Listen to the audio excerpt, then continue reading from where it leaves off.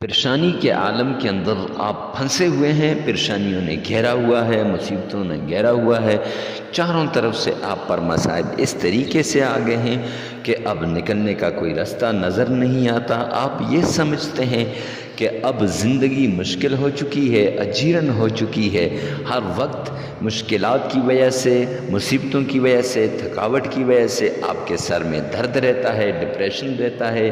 آپ کو ان ڈپریشنوں سے، اس سر درد سے، ان مصیبتوں سے نکلنے کے لیے کوئی راستہ نظر نہیں آتا۔ وہ لوگ جو اپنے تھے، وہ لوگ جو خونی رشتوں والے تھے، وہ لوگ جو پل پل پہ محبت کے دعوے کیا کرتے تھے، آج ان لوگوں نے بھی ساتھ چھوڑ دیا ہے۔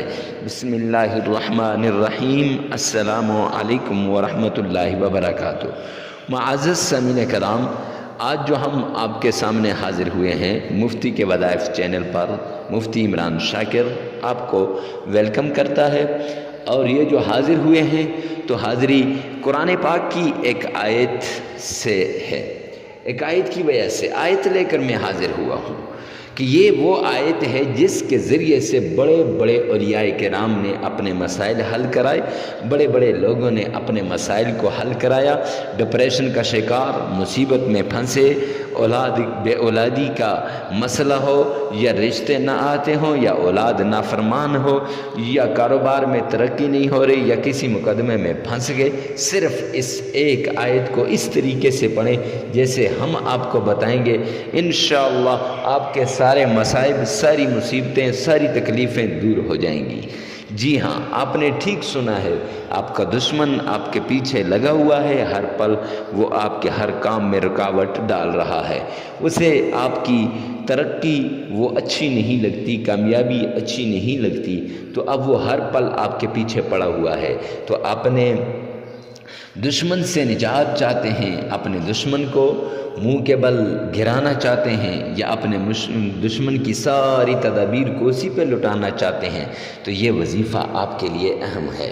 تو وظیفہ قرآن پاک کی ایک آیت سلام قولا من رب الرحیم اس کا ہے۔ معزز سامعین کرام، اب شرائط ہوتی ہیں ہر وظیفے کے لیے، تو اکثر لوگ شرائط کو پورا نہیں کرتے، پھر کہتے ہیں مفتی صاحب فلاں شخص نے، فلاں پیر صاحب نے وظیفہ بتایا لیکن اس کا کچھ اثر نہیں ہوا۔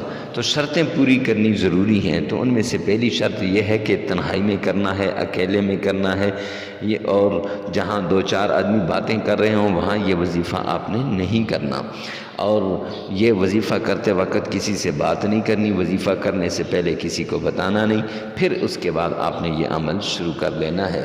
معزز سامعین کرام، جب عمل شروع کر لیں تو تنہائی کے اندر یکسو ہو کر، تاکہ آپ کا جسم کا ہر عضو اللہ کی طرف متوجہ ہو۔